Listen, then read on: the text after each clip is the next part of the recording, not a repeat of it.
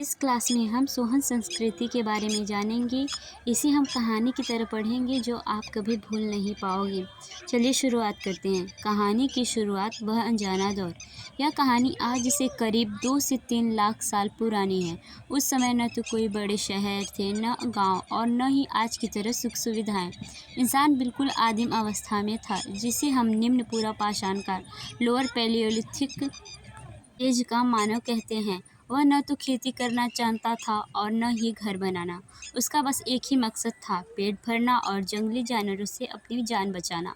अब आप सोचेंगे कि जब कुछ था ही नहीं तो इस संस्कृति का नाम सोहन कैसे पड़ा। तो चलिए चलते हैं उस जगह पर जहाँ इस कहानी की खोज हुई।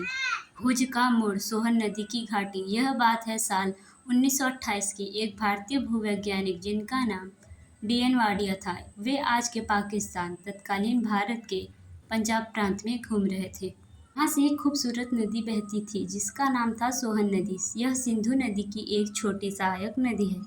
वाडिया साहब को उस नदी की घाटी और छतों पर घूमते हुए अचानक कुछ अजीब से पत्थर दिखाई दिए।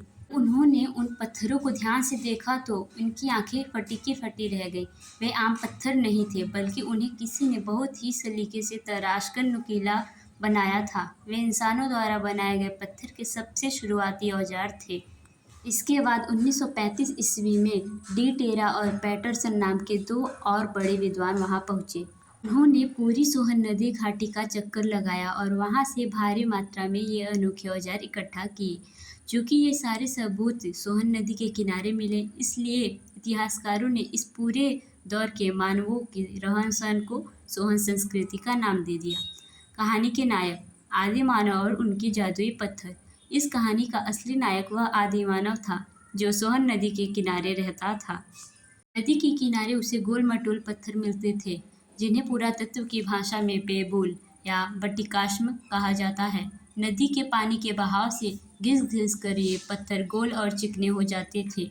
सोहन संस्कृति के इंसानों ने इन गोल पत्थरों को उठाया और दूसरे भारी पत्थरों से मारकर उनकी एक तरफ या दोनों तरफ से पतली परतें निकाल दी।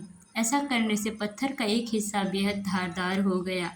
इन औजारों को मुख्य रूप से 2 भागों में बांटा गया है, जो इस प्रकार हैं। चापर, एक मुखी औजार। जब पत्थर के केवल एक तरफ धारी बनाई जाती है तो उसे चापर कहते थे।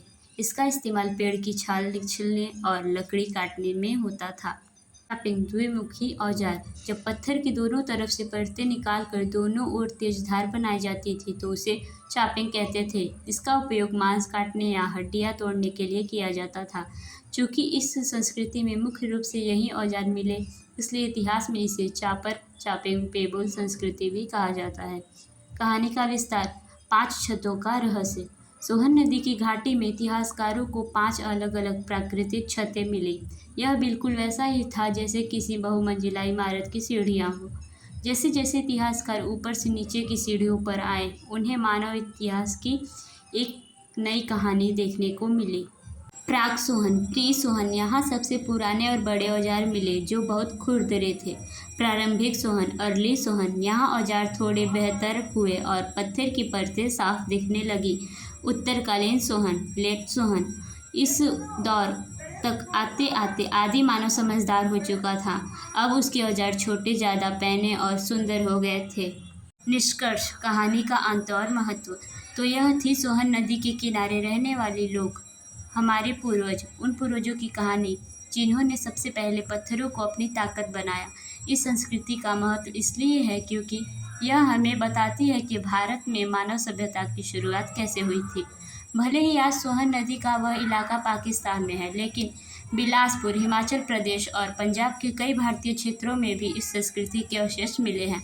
सोहन संस्कृति इस बात का जीता जागता सबूत है कि इंसानी दिमाग ने विपरीत परिस्थितियों में भी हार नहीं मानी और पत्थरों को औजार बनाकर विकास की उस यात्रा की शुरुआत की जिसके दम पर आज हम चांद तक पहुंच सकते हैं।